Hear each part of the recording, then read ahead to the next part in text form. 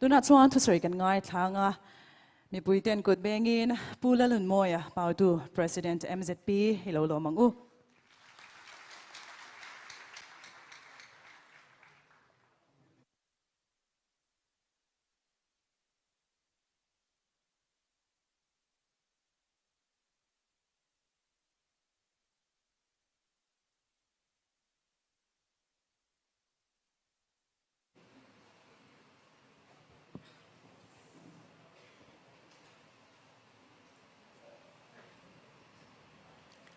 Amasain kan khualian kan Chief Minister ni bok pu zoram thanga le amaron troyom tu te tin all party sang kan som te tin NGO kan tho pui te tin kan som big school te tin in lama min lo thlir tu zone chung kuate le LPS chung kuate remnani avoi somthum le pasari na champha mingin MZP mingin lomna le zana remna chibai kan bu pasa cheu ani voin zanina hian thalai tele mizo zirlai zong te hianin Mizoramina remnale muanna kan nei theina turatana nam anga pathianina mindina ke kan din ve theina turatana India ram mai nilo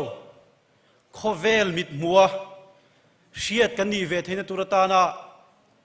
kan sipai huai sen zalena sual tu te nunna chan ta te tin min la dam pui tu zong te kan nam sipai te in vai in mi zo thalai te hian voin zanina hian nang mani wanga tun din mun thleng thei remna mulle muanna khovel dang tam takina andule an o thatak mai remna zofa te ta na min sual chua sak tu kan shren chewa zanina hian voina hian in tum ramle in duang taka independent zalen na mulo maila herem na hi alua chuwang chuam mi zo zir lai pol te tun lai thalai te thang thar te hian nam sipai mi huai sen mualiam ta te le min la dam pui tu te remdale muanna om theida turatana thale zung tho zong te atharin kan ngai sang chewa za na chibai kan buk non le cheuni adot le chuam mizo zir lai pol hi nationalism nam thin lung punna konga te in zirti na konga te nasatakin ke apen thina he kan namina kan culture ina ken ayu pain zana konga te kan culture ven him konga te MZP an ma ala thina chumi konga chuan tu te mo in mizo zir lai pol te na kan malak nang chia clear kal ril rupu hoi zawlo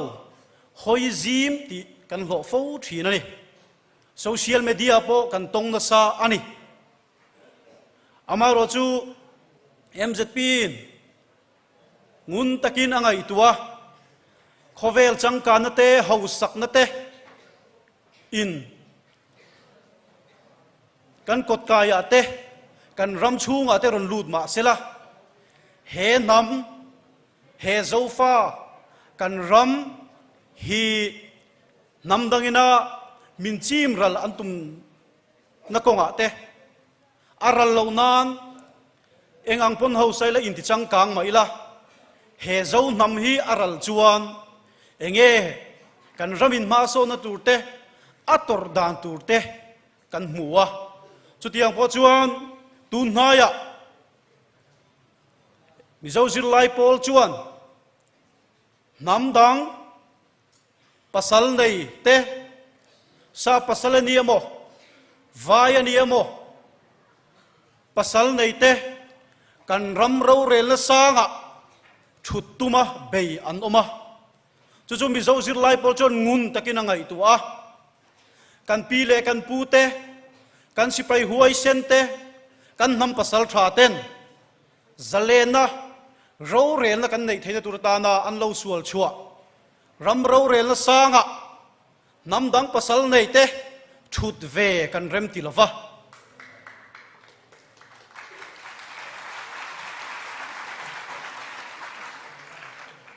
kan malak na konga soisel le chirthe diriam mizo zilai polin kan to kani mizo zilai pol chuan poi kan tilo kan ram kan nam aboral si chuan eng hinge kan chuananga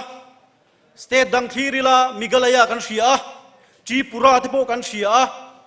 assam te po kan mu kan sia aram nei tu zo nek che pin kan omani tun kumin in khan tu lo om tu ra po nam dang pasal nei te na si tan changa ro re la sanga thu tan tumani chuan mizo zir lai pol chuan thei to pin kan theina pin kan do dal don ani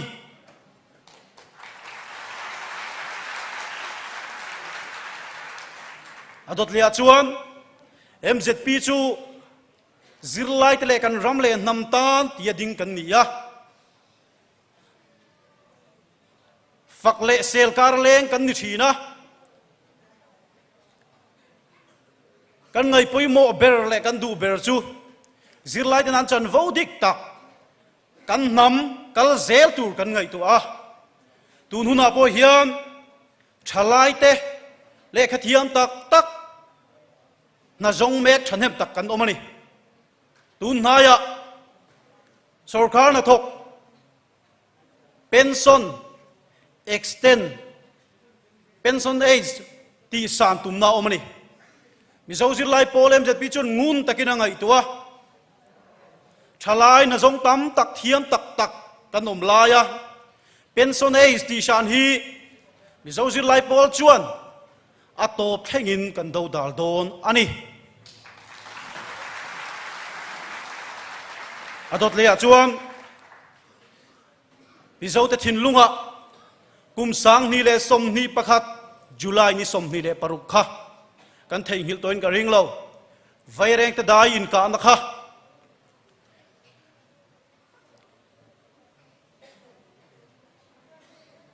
tun huna kan ram thenom kan u naute Myanmar Bangladesh Manipura na sa takin harsat na kan toka kan biakin te an hala July ni som ni le paruk sa ni le som ni pakhat in ka tuma Assam mi puite na Mizo mi puite mindan chara kan thi vekpo an poiti lawa an mindan lai khan laila pura mindan lai khan tu tenge Mizo mi puite ta na thamuan na le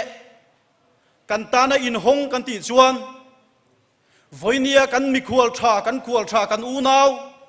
Myanmar atanga ron ral tlante Manipur atanga ron ral tlante Bangladesh ron ral tlante hian eng tin ngen ti Mizo mi puiten he na thu chua te siamin tiang hian an ti ni Mizo ram mi puite zong he na in u nau Manipur Myanmar le Bangladesh te thanem tak kan oma Assam sarkar le vai te hian dan cha tum ma cheu sela ei tur lak lu rem ti lo ma sela in u nau ten kan ei chung chu Mizoram mi puite in nei ve lo wang anti ni chu wang cho tu na har sa tok mek Bangladesh le Manipur kan le Myanmar kan u nau ten kan har sat lai kan thawang hau tu te tu na hian Mizoram rem na duin an ron kal meka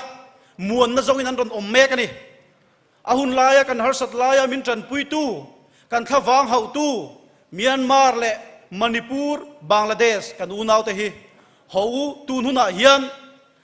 an har sat na an mang an na hian thei to ba kan tran pui ya kan lo en kol ve kan bat ani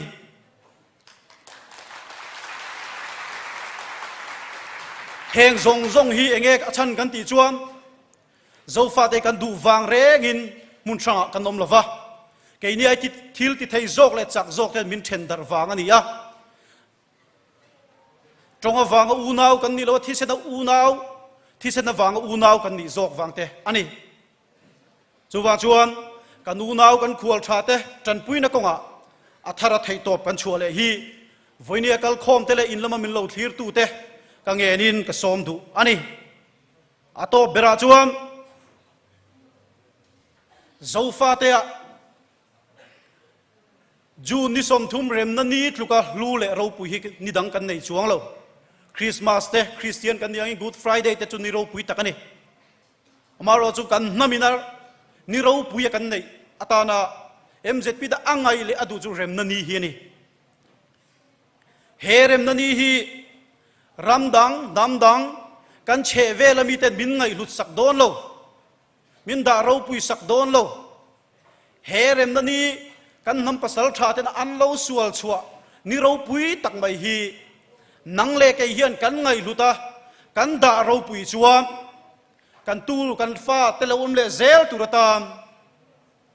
hun ro pui hun duom hei lo hi ni ro pui le rem na ni dang kan nei chuang lo chu wang chuam he rem na ni hi lua soi nom chi ani lava rem na tluan tling ani lo ti chi po ani lava hei lo ni duom rem na dang kan nei chuang lo chu wang chuam rem na ni hi ita kata ania thalai te le thang thar te hian zirlai te hian he ni kan lut lova kan ngai san lo chuan mi dangin min ngai lut sak don si lova chu wang chuan hun lo kal le zel tura zofa te rem na ni ju ni som tum hi amit tur ani lo mi zo nam vur reng ro se kalome